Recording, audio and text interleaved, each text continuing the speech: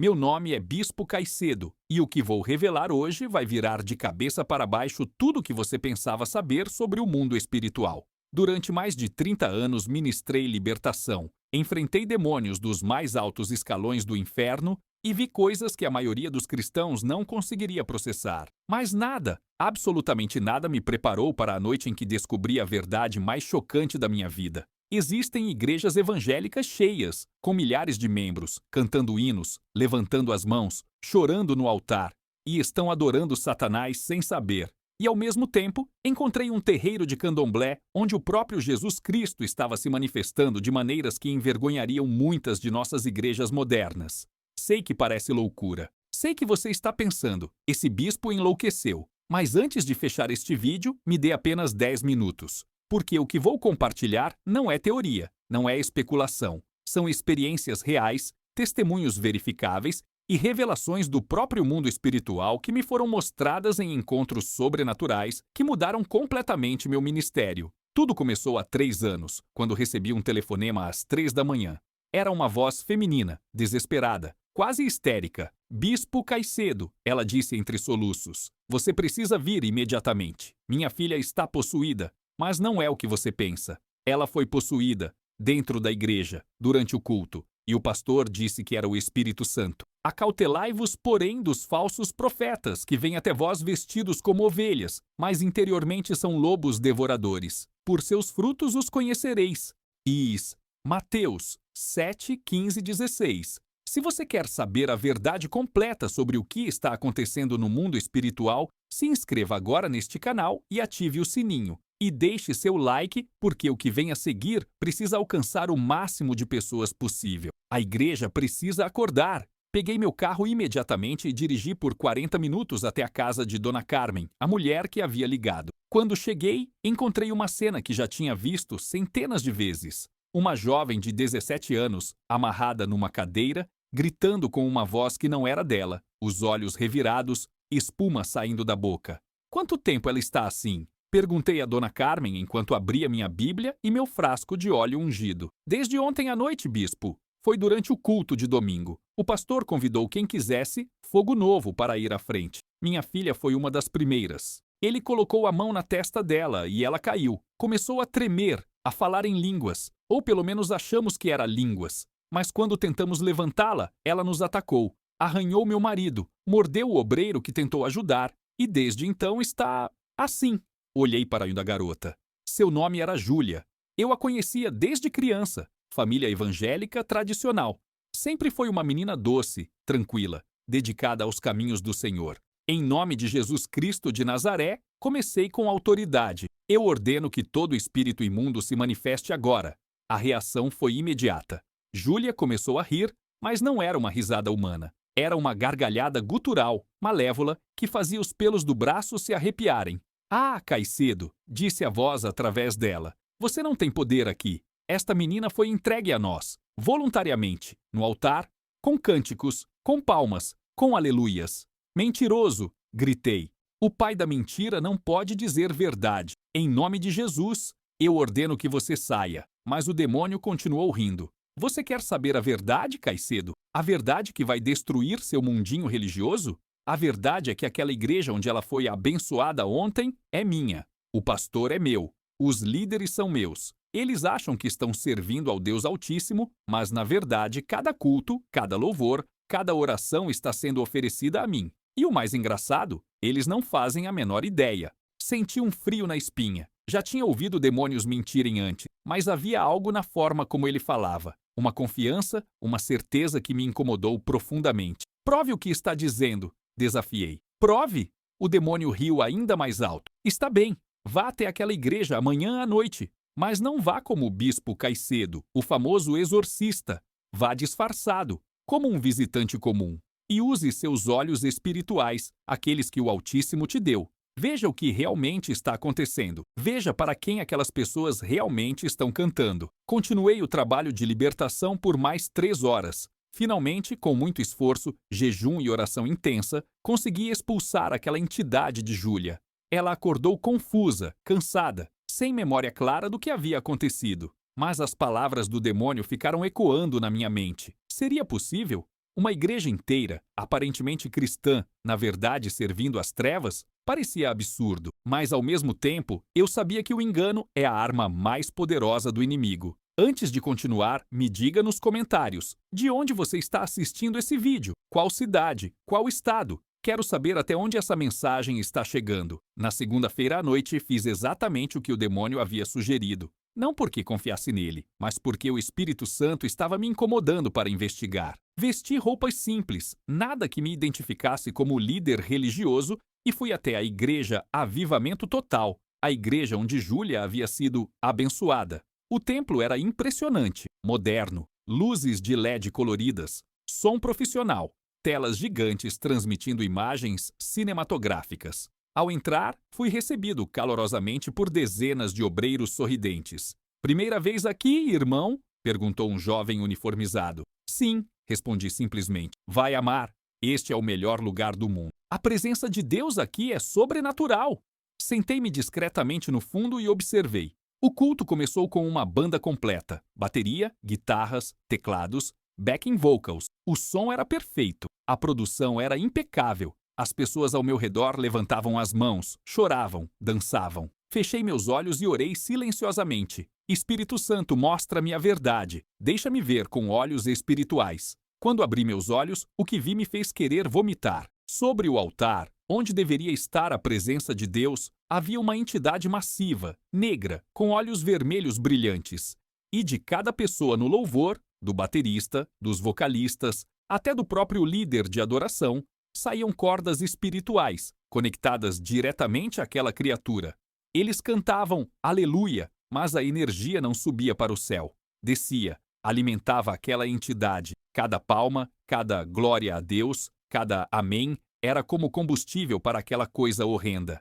Olhei ao redor. Será que só eu estava vendo isso? Observei os outros membros da congregação. A maioria estava genuinamente emocionada, com lágrimas nos olhos, adorando com sinceridade. Mas suas orações, suas adorações, não estavam chegando a Deus. Estavam sendo interceptadas. Então o pastor subiu ao púlpito. Pastor Renato, um homem de uns 50 anos, bem vestido, sorriso carismático, começou a pregar sobre prosperidade e vitória. Usava versículos bíblicos, mas sempre fora de contexto. E o mais perturbador, cada vez que ele dizia "em nome de Jesus", eu via aquela entidade no altar se fortalecer. Como isso é possível? Pensei. Como podem usar o nome de Jesus e ainda assim estar servindo às trevas?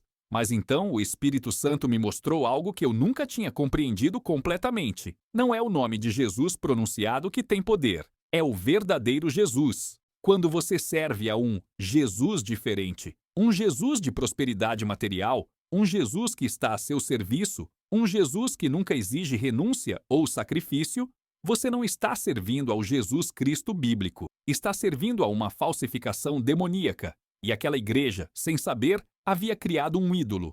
Um falso Cristo que se parecia com Jesus, usava o nome de Jesus, mas não tinha nada a ver com o Jesus dos evangelhos. Saí daquele culto abalado até o âmago. Passei a noite inteira em oração, jejum, buscando confirmação do Senhor. Porque se aquilo era real, significava que milhares, talvez milhões de cristãos sinceros estavam sendo enganados da forma mais sutil possível. 3 dias depois, aconteceu algo ainda mais chocante. Eu estava voltando de uma reunião de pastores quando meu carro quebrou numa região da cidade que eu raramente frequentava. Era um bairro humilde, de casas simples. Enquanto esperava o guincho, comecei a caminhar pela rua. Foi quando ouvi tambores, cânticos. Vinha de uma casa pintada de branco e azul no final da rua. Eu sabia o que era, um terreiro de candomblé. Normalmente eu passaria reto. Meus 30 anos de ministério me ensinaram a evitar esses lugares como a praga. Mas algo dentro de mim, e até hoje acredito que foi o Espírito Santo,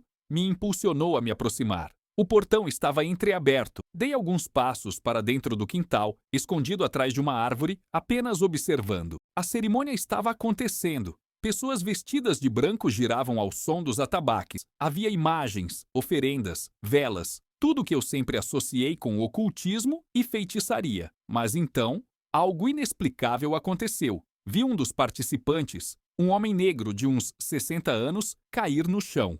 Não como nos transes que eu esperaria ver num ritual de candomblé. Ele caiu de joelhos, as mãos levantadas para o céu e começou a chorar. Jesus! Ele gritou. Jesus de Nazaré, filho do Deus vivo, obrigado por ter morrido por mim. Obrigado por ter derramado seu sangue. Fiquei paralisado. Aquilo não podia estar acontecendo. Não ali, não naquele lugar.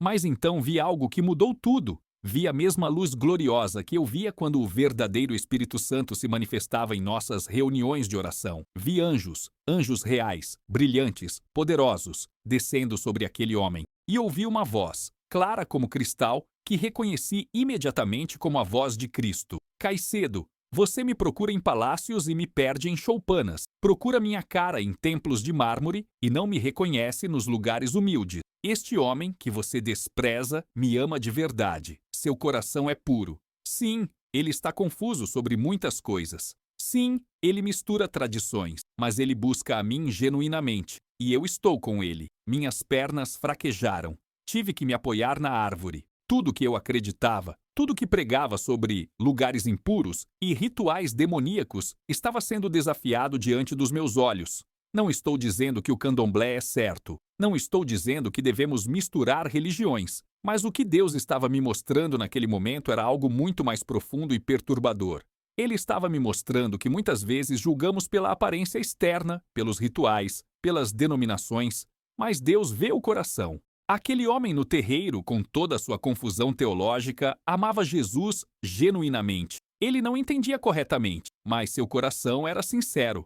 Enquanto isso, na igreja cristã moderna que eu havia visitado, com toda a sua ortodoxia aparente, com todos seus hinos evangélicos e versículos citados, o coração estava longe de Deus. Estavam servindo ao dinheiro, ao poder, ao prestígio. Tinham a forma da religião, mas negavam seu poder. Passei semanas depois desses dois encontros num estado de crise espiritual profunda. Questionei tudo: meu ministério, meus julgamentos, minhas certezas. Jejuei por 21 dias, buscando clareza do Senhor. E foi durante esse jejum que Deus começou a me mostrar um panorama muito maior do que eu imaginava. Ele me revelou que o inimigo tem duas estratégias principais nestes últimos dias. A primeira, infiltrar-se nas igrejas cristãs, não com possessões óbvias ou rituais satânicos explícitos, mas através da sutileza, através do amor ao dinheiro, através do orgulho espiritual, através da busca por poder e influência, através da distorção lenta e gradual do evangelho, até que você tenha algo que parece cristianismo, soa como cristianismo, mas é completamente vazio do verdadeiro Cristo. A segunda, manter pessoas sinceras afastadas da verdade através do legalismo e julgamento dos cristãos verdadeiros. Fazer com que aqueles que genuinamente buscam a Deus sejam rejeitados e desprezados por não se encaixarem nos moldes religiosos corretos. Assim, eles continuam buscando nos lugares errados, mas com corações mais puros que muitos que frequentam os lugares certos. Jesus me lembrou de suas próprias palavras. Muitos me dirão naquele dia: Senhor, Senhor, não profetizamos nós em teu nome, e em teu nome não expulsamos demônios, e em teu nome não fizemos muitos milagres? Então lhes direi explicitamente: nunca vos conheci. Apartai-vos de mim, os que praticais a iniquidade. E também, em verdade vos digo que os publicanos e as meretrizes vão adiante de vós para o reino de Deus. Depois daquela revelação inicial, meu ministério mudou completamente. Não podia mais fazer exorcismos de rotina sem questionar a verdadeira condição espiritual das igrejas que me chamavam. Comecei a investigar mais profundamente. O que descobri me horrorizou. Em 6 meses, visitei disfarçado mais de 20 igrejas diferentes em várias cidades, grandes, pequenas, tradicionais, modernas. E o padrão se repetia de forma assustadora. As igrejas que mais pareciam ungidas por fora, com milagres, manifestações, pessoas caindo, gritando fogo, muitas vezes tinham as presenças mais sombrias no mundo espiritual. Não em todas, é claro, mas em muitas. Demasiadas. Vi pastores que operavam milagres através de pactos demoníacos secretos. Eles realmente tinham poder. Curas aconteciam, libertações aparentes ocorriam, mas era poder emprestado do inferno, não do céu. E o preço? As almas daqueles que o seguiam. O mais perturbador é que esses pastores, em muitos casos, nem sabiam. Eles começaram genuinamente, mas em algum ponto do caminho buscaram atalhos, pactos secretos, ajuda espiritual de fontes que não questionaram adequadamente e, lentamente, sem perceber, se tornaram agentes das trevas enquanto ainda pregavam sermões cristãos. Deixa eu te contar sobre o pastor Valdir. Conheci ele através de uma indicação. Igreja enorme, 5.000 membros. Conhecido por suas palavras de conhecimento incrivelmente precisas. Durante os cultos, ele revelava segredos das pessoas, seus endereços, números de telefone, problemas de saúde específicos. Era impressionante. Muitos diziam que era o dom profético mais poderoso que já tinham visto. Fui convidado para jantar em sua casa, e ali, em seu escritório particular, vi algo que gelou meu sangue. Ele tinha um altar, não um altar cristão. Um altar com símbolos esotéricos, velas negras, imagens que eu reconheci de meus anos combatendo o ocultismo. Pastor Valdir, perguntei diretamente: o que é isso? Ele não demonstrou vergonha. Na verdade, sorriu. Bispo Caicedo, você é um homem de Deus. Pode entender, isto aqui é minha fonte de poder. Deus me deu esses assistentes para ajudar no ministério. Eles me dão informações sobre as pessoas. Eu oro, claro, mas eles complementam. Assistentes? Repeti, o horror crescendo dentro de mim. Pastor, você está se referindo a espíritos? Espíritos guias, ele corrigiu. Anjos, se preferir. Eles trabalham comigo. E olha, existem os resultados. 5.000 almas alcançadas. Centenas de vidas transformadas. O fim justifica os meios, bispo. Passei as próximas 2 horas tentando mostrar a ele o erro mortal que estava cometendo. Mas ele estava cego, completamente enganado. Acreditava genuinamente que estava servindo a Deus, apenas usando ferramentas adicionais que Deus havia providenciado. Saí daquela casa e fui direto para um lugar isolado, onde passei a noite inteira em oração. Chorei como nunca tinha chorado, porque percebi que o pastor Valdir não era um caso isolado. Ele era um sintoma de algo muito maior. A igreja moderna, em sua busca por crescimento, por relevância, por números impressionantes, havia aberto portas que nunca deveriam ter sido abertas. E demônios entraram, não com chifres e tridentes, mas vestidos de luz, oferecendo sucesso, oferecendo crescimento, oferecendo poder. Mas enquanto via essas igrejas bem-sucedidas, cheias de engano, continuei encontrando pessoas nos lugares mais improváveis que tinham encontros genuínos com Cristo. Conheci Maria, uma mãe de santo de 65 anos. Ela me foi indicada porque estava tendo problemas com uma entidade. Quando cheguei em seu terreiro, esperava encontrar demônios manifestos, opressão pesada, o usual. Mas o que encontrei foi diferente. Maria estava sentada num canto, segurando uma Bíblia surrada, chorando. Bispo, ela disse quando me viu.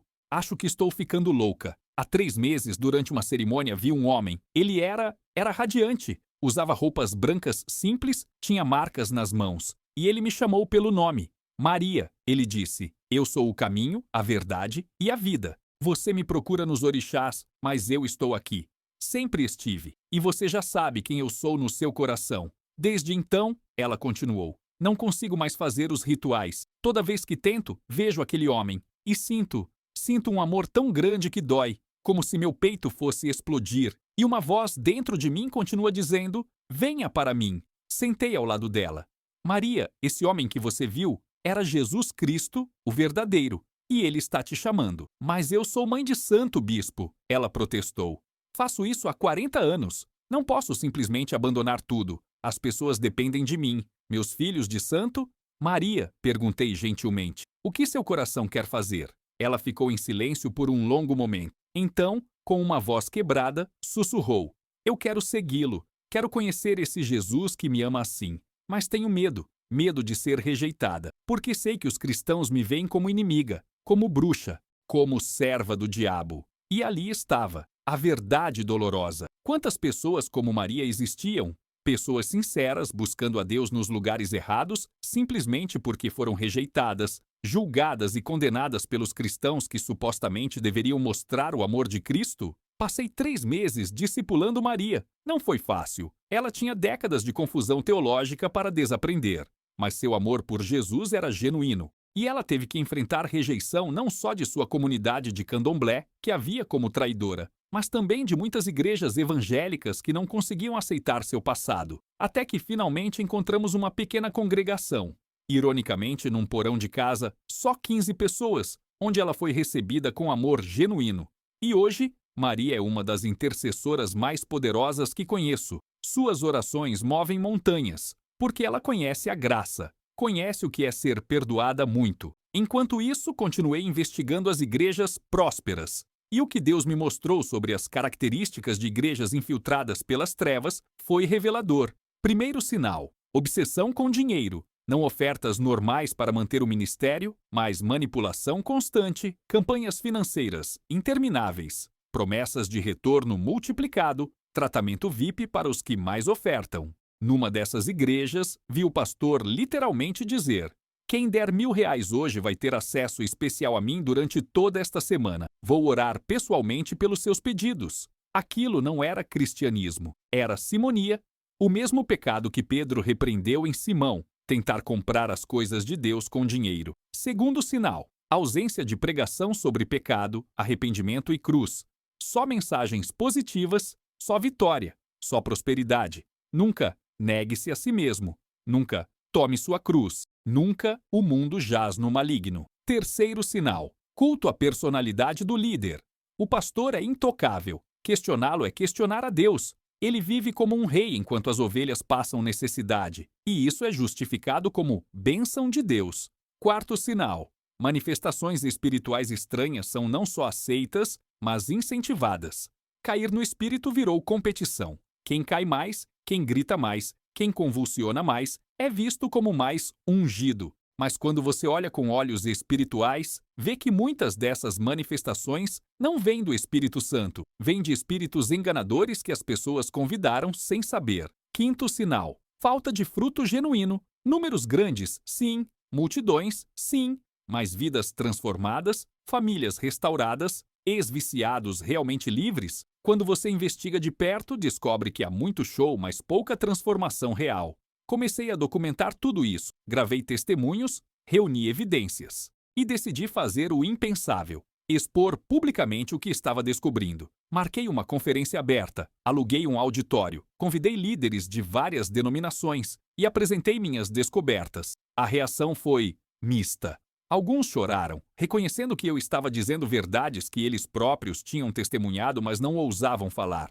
Outros me atacaram ferozmente, me chamaram de herege, de falso profeta, de estar sendo usado pelo diabo para dividir a igreja. O pastor Renato, aquele da igreja Avivamento Total, me processou por difamação. Outros pastores se uniram numa campanha para me desacreditar. Meu telefone tocava com ameaças. Cartas anônimas chegavam na minha casa, mas também comecei a receber mensagens diferentes, de pessoas comuns que diziam: Bispo, eu sabia que algo estava errado, mas não conseguia identificar o quê. Agora faz sentido. De ex-líderes que tinham saído de igrejas manipuladoras e estavam traumatizados. De filhos de pastores que cresceram vendo a hipocrisia por dentro. E mais chocante, comecei a receber mensagens de pessoas envolvidas com religiões afro-brasileiras que estavam tendo encontros com Jesus. Como Maria, elas viam o Cristo genuíno se revelando a elas, mas não sabiam para onde ir porque temiam a rejeição das igrejas. Foi quando tive uma ideia radical. E se criássemos um espaço seguro, um lugar onde essas pessoas pudessem vir sem medo de julgamento, onde pudessem fazer perguntas, expressar suas confusões e encontrar o verdadeiro Jesus sem toda a bagagem religiosa. Comecei pequeno, uma reunião semanal na minha casa. Avisei que seria um espaço aberto, cristãos questionadores, pessoas de outras religiões buscando verdade, ex-membros de igrejas manipuladoras. Todos bem-vindos. A primeira reunião teve 5 pessoas, a segunda, 12. Em 3 meses, eram mais de 50 pessoas se espremendo na minha sala. E ali, naquele espaço improvável, vi mais do poder genuíno de Deus do que tinha visto em anos de campanhas de avivamento em mega-igrejas. Vi Jorge, um pai de santo, chorar como uma criança quando finalmente entendeu o que Jesus fez na cruz por ele. Vi ele renunciar a todos os seus guias espirituais, quebrar seus objetos de ritual e entregar sua vida completamente a Cristo. E não porque foi manipulado ou pressionado, mas porque genuinamente encontrou o amor que sempre procurou. Vi Andréia, ex-líder de uma grande igreja, finalmente se curar do trauma de anos de abuso espiritual. Ela tinha sido ensinada que questionar era pecado, que duvidar era falta de fé. Levou meses para ela começar a fazer perguntas sem sentir culpa. Vi Paulo, um jovem ateu que veio só por curiosidade, ter um encontro sobrenatural com Cristo que o deixou chorando no chão por uma hora. Eu o vi, ele repetia. Eu o vi. Ele é real. Ele é real. Depois de um ano desse trabalho, algo extraordinário aconteceu. Recebi uma ligação de um jornalista investigativo de um grande jornal. Ele tinha ouvido falar sobre minhas denúncias e queria fazer uma matéria. Bispo Caicedo, ele disse durante nossa reunião, tenho investigado corrupção em igrejas há 2 anos. Tenho documentos, áudios, vídeos, mas preciso de alguém de dentro, alguém com autoridade espiritual para dar contexto. Você teria coragem de aparecer publicamente? Orei sobre isso por uma semana. Sabia que expor essas coisas publicamente traria consequências severas, mas também sabia que o silêncio era cumplicidade. Vou fazer, respondi finalmente, mas com uma condição. Não podemos só expor o negativo. Precisamos também mostrar onde o poder genuíno de Deus está se manifestando, mesmo nos lugares mais improváveis. A matéria foi publicada numa edição de domingo, primeira página. O lado sombrio da fé. Como algumas igrejas se tornaram negócios multimilionários às custas dos fiéis. Incluía depoimentos de dezenas de pessoas, documentos financeiros mostrando pastores com patrimônios de milhões, enquanto membros passavam fome. Áudios comprometedores de reuniões de liderança, onde discutiam estratégias de extração de recursos. Testemunhos de pessoas que tinham sido manipuladas, ameaçadas, abusadas, mas também incluía a segunda parte, fé nos lugares inesperados. Histórias de pessoas em religiões afro-brasileiras tendo encontros com Jesus. Testemunhos de como o amor genuíno de Cristo estava alcançando pessoas que a igreja institucional havia rejeitado. A resposta foi nuclear. Alguns pastores entraram em pânico, alguns fecharam suas igrejas da noite para o dia e desapareceram com o dinheiro. Outros me processaram. Um grupo de pastores poderosos se organizou para me excomungar de todas as denominações tradicionais. Mas algo inesperado também aconteceu. Milhares de pessoas começaram a acordar. Ex-membros de igrejas manipuladoras encontraram coragem para compartilhar suas próprias histórias. O movimento cresceu além do que eu poderia imaginar. E então recebi o telefonema que mudaria tudo novamente. Era de um homem que se identificou apenas como Marcos. Ele disse que tinha sido um dos principais consultores espirituais de mais de 20 mega-igrejas no país e queria se confessar. Nos encontramos num café discreto. Marcos tinha uns 40 anos, bem vestido, mas com olhos atormentados. Bispo, ele começou com voz trêmula. Trabalhei nos bastidores do que você está expondo por 15 anos.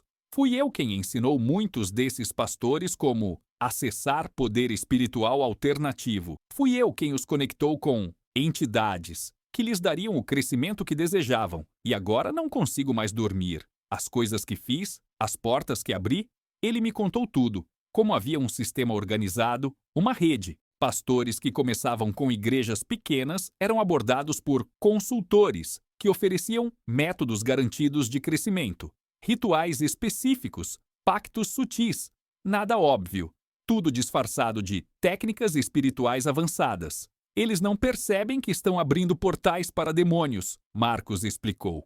Achamos que é tudo marketing espiritual, psicologia religiosa aplicada, mas na verdade, cada técnica tem raízes em ocultismo antigo, ressignificado, rebatizado com termos cristãos. Mas a essência permanece a mesma. Ele me mostrou documentos, manuais.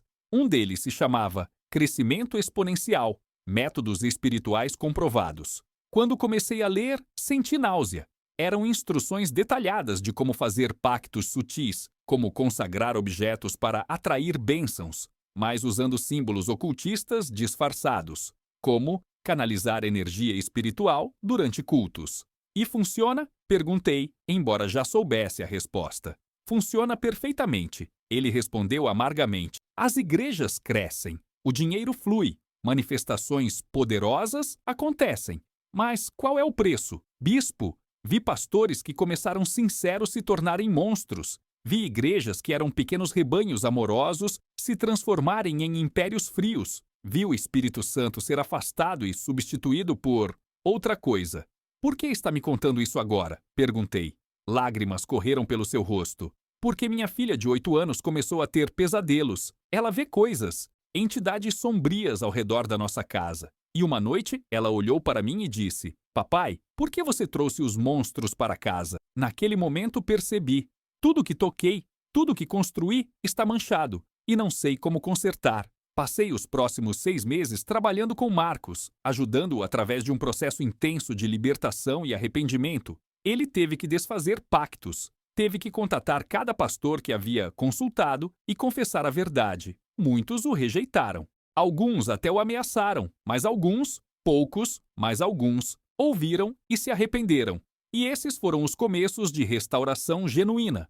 Um deles foi o pastor João, de uma igreja de 1000 membros. Depois que Marcos confessou o que tinha feito, João passou por uma crise espiritual profunda. Ele percebeu que o crescimento explosivo de sua igreja nos últimos 5 anos não tinha sido obra de Deus, tinha sido resultado dos métodos que Marcos havia implementado. Pastor João fez algo radical. Num domingo de manhã, com o templo lotado, ele subiu ao púlpito e confessou tudo: cada mentira, cada manipulação, cada técnica oculta disfarçada de estratégia ministerial. Ele chorou publicamente, pediu perdão e anunciou que fecharia a igreja por 3 meses para jejum, oração e reforma total. A maioria das pessoas saiu furiosa.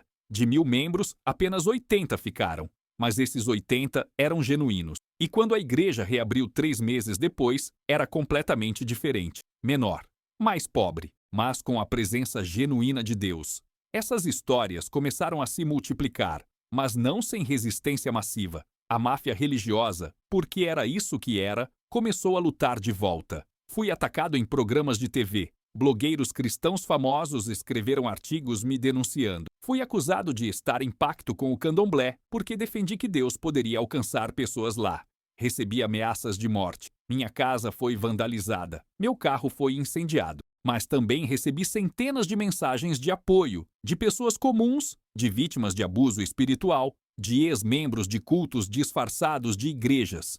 E continuei encontrando as histórias mais incríveis nos lugares mais improváveis. Conheci Dona Benedita, uma curandeira de 92 anos que vivia num vilarejo remoto. Por 70 anos ela tinha operado como benzedeira, misturando o catolicismo popular com práticas indígenas. As pessoas vinham de longe para suas curas, mas aos 90 anos ela teve uma visão. Jesus apareceu para ela, não numa igreja, não através de um pastor, mas ali mesmo, em sua pequena casa de barro. Benedita, ele disse, você me busca há 70 anos através de 1000 caminhos diferentes, e eu sempre estive aqui. Mas agora é tempo de você me conhecer de verdade, sem mistura, sem confusão, só eu e você. Quando a visitei, ela estava radiante. Bispo, ela me disse, passei minha vida inteira tentando alcançar Deus através de rituais, rezas, mezinhas. E ele estava aqui o tempo todo, só esperando que eu parasse de fazer e simplesmente deixasse ele me amar. Ela viveu mais 2 anos depois daquele encontro. E nesses 2 anos, seu lugarejo inteiro foi transformado. Não porque ela pregou sermões, ela mal sabia ler, mas porque sua vida emanava Cristo de uma forma tão pura que era impossível não perceber. Enquanto isso, continuei expondo as igrejas corrompidas e descobri algo que me chocou ainda mais. Havia uma hierarquia, não oficial, mas real. Certos pastores principais que controlavam redes inteiras de igrejas menores. E esses pastores principais estavam todos conectados a um grupo ainda mais sombrio. Através de Marcos e outros informantes, descobri sobre o Conselho. Assim eles se chamavam. 12 líderes religiosos extremamente poderosos. Alguns pastores, alguns apóstolos, alguns profetas, que se reuniam secretamente 3 vezes por ano. Nessas reuniões, eles não oravam, não buscavam a Deus. Discutiam estratégias de controle, como expandir influência, como silenciar críticos, como maximizar lucros e, sim, como acessar poder espiritual de fontes que definitivamente não eram o Espírito Santo. Um ex-membro desse conselho, que chamarei de Daniel para proteger sua identidade, me contou os detalhes horripilantes. As reuniões aconteciam em propriedades privadas luxuosas. Havia rituais, Não rituais cristãos, rituais que ele descreveu como claramente ocultistas, mas justificados como cábala cristã ou misticismo bíblico avançado. Eles invocam anjos, Daniel me disse, suas mãos tremendo. Ou pelo menos é isso que acreditam que estão fazendo. Mas, bispo, eu vi essas entidades. Vi com meus próprios olhos. E não eram anjos de Deus. Eram horríveis. Tentavam parecer luminosas, mas por baixo havia podridão. Daniel saiu do conselho quando sua esposa ficou gravemente doente e ele percebeu que nenhum de seus contatos espirituais poderosos podia ajudá-la. Numa noite de desespero, ele simplesmente clamou a Jesus, o Jesus simples dos evangelhos, e sua esposa foi curada instantaneamente. Foi naquele momento, ele me contou, que percebi. Tínhamos tanto poder artificial, tanta conexão com entidades angelicais, tanta sabedoria esotérica avançada, mas não tínhamos Jesus, o verdadeiro Jesus, e sem ele, tudo aquilo era lixo. As informações que Daniel e Marcos me deram eram explosivas. Nomes, datas, locais de reunião, documentos financeiros mostrando como o dinheiro de dízimos e ofertas era lavado através de empresas fantasmas. Provas de que alguns dos pregadores mais famosos do país estavam envolvidos em fraude massiva. Mas também era perigoso, muito perigoso. Esses homens tinham recursos ilimitados, conexões políticas, advogados poderosos, e não hesitariam em destruir qualquer um que ameaçasse seu império. Tive que tomar uma decisão: expor tudo e arriscar minha vida? Ou guardar silêncio e ser cúmplice? Orei por 40 dias, jejuei, busquei a face de Deus como nunca antes. E a resposta veio clara: expõe as obras das trevas. Não temas os que matam o corpo, teme aquele que pode lançar no inferno. Organizei uma conferência de imprensa. Convidei não só jornalistas, mas também autoridades, delegados, promotores. Apresentei todas as evidências. Nomes foram revelados. Documentos foram entregues. O escândalo foi monumental. Vários pastores foram presos. Investigações foram abertas. Igrejas foram fechadas. Milhões em bens foram confiscados. Foi o maior escândalo religioso da história do país. Mas a história não termina aí, porque enquanto expunhamos o lado podre da religião institucional, algo lindo estava acontecendo nos lugares esquecidos. As pessoas que tinham sido rejeitadas pelas igrejas tradicionais, ex-praticantes de religiões afro, ex-membros de igrejas abusivas, ateus desiludidos, agnósticos buscadores, estavam encontrando Cristo de formas autênticas. Não através de programas elaborados ou campanhas milionárias, mas através de encontros pessoais e sobrenaturais com o Jesus real. Visitei uma comunidade no interior onde um grupo de ex-pais e mães de santo tinha se convertido. Eles não tinham templo, se reuniam embaixo de uma árvore centenária. Não tinham instrumentos musicais sofisticados, apenas palmas e vozes. Não tinham pastor formal, apenas compartilhavam as escrituras uns com os outros. Mas quando cheguei lá e participei de sua reunião, senti a presença de Deus de uma forma que não sentia há anos. Havia poder real ali. Não pirotecnia espiritual. Não manifestações exageradas, mas presença. A presença tangível do Deus vivo. Bispo, me disse um deles, um senhor de 70 anos, chamado Seu Joaquim. A gente aqui não sabe muito de teologia, não. A gente mal sabe ler. Mas a gente conhece Jesus, porque ele veio até nós quando todo mundo tinha desistido da gente. E agora, a gente é dele. Simples assim. Simples assim. Aquela frase ecoou em minha mente por dias. Nós, com toda a nossa sofisticação teológica, com nossos seminários e nossas doutrinas detalhadas, tínhamos perdido a simplicidade do Evangelho. Tínhamos tornado tudo tão complicado, tão institucionalizado, tão corporativo, que Jesus mal era reconhecível. Mas essas pessoas simples, muitas delas analfabetas, muitas delas vindas de backgrounds pagãos, tinham encontrado a essência. Haviam encontrado o próprio Cristo. Nos meses seguintes, organizamos uma rede informal de pequenos grupos, não igrejas no sentido institucional, mas comunidades de seguidores genuínos de Jesus. Alguns se reuniam em casas, outros embaixo de árvores, outros em garagens. Não tínhamos prédios caros nem equipamentos sofisticados, mas tínhamos Jesus, o verdadeiro Jesus. E vidas estavam sendo transformadas de verdade, não conversões superficiais, não decisões por Cristo emocionais que não duravam uma semana, mas transformações profundas e permanentes. Vi Rogério, ex-traficante e assassino, se tornar um dos homens mais amorosos que já conheci. Sua conversão não aconteceu numa igreja. Aconteceu na prisão, quando um ex-pai de santo que tinha se convertido compartilhou Jesus com ele.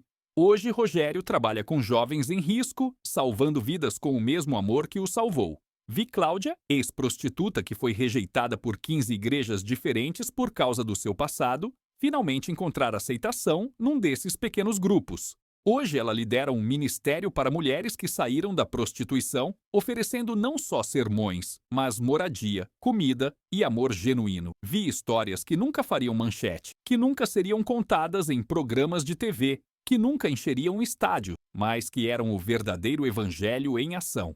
Um ano depois das exposições iniciais, fui convidado para falar numa universidade secular. O tema era Religião e Sociedade. Esperava hostilidade. Afinal, eu havia exposto corrupção religiosa massiva. Por que estudantes seculares me respeitariam? Mas a recepção foi surpreendente. Depois da palestra, dezenas de jovens me procuraram. Muitos eram ateus ou agnósticos, mas estavam fascinados. Professor, um jovem me disse, eles me chamavam de professor, não de bispo. Eu cresci vendo esses pastores na TV. Sempre achei que todo cristianismo era assim: fraude, manipulação, busca por poder. Mas o que você descreveu hoje, esse Jesus que ama os rejeitados, que aparece para pessoas em terreiros, que transforma vidas genuinamente, esse Jesus eu quero conhecer. Aquela noite, 5 estudantes universitários ateus entregaram suas vidas a Cristo, não por causa de um sermão manipulador, não por causa de música emotiva, mas porque finalmente viram o verdadeiro Jesus, despido de toda a corrupção religiosa que os havia afastado. Hoje, 3 anos depois daquele telefonema inicial às 3 da manhã, meu ministério é completamente diferente. Não tenho mais uma igreja institucional. Não tenho mais títulos pomposos. Não apareço na TV. Mas trabalho com centenas de pequenos grupos espalhados por todo o país. Grupos de ex-praticantes de candomblé que encontraram Cristo. Grupos de ex-membros de igrejas abusivas que estão se curando. Grupos de intelectuais seculares que descobriram que o Jesus real é fascinante. Grupos de pobres e marginalizados que finalmente encontraram um lugar onde são amados. E aprendi lições que nunca vou esquecer. Primeira, Deus não mora em templos feitos por mãos humanas. Ele mora em corações humildes. E às vezes, esses corações estão nos lugares mais improváveis. Segunda, o inimigo infiltra igrejas não com possessões óbvias, mas com sutileza, através do amor ao dinheiro, através do orgulho, através da busca por poder.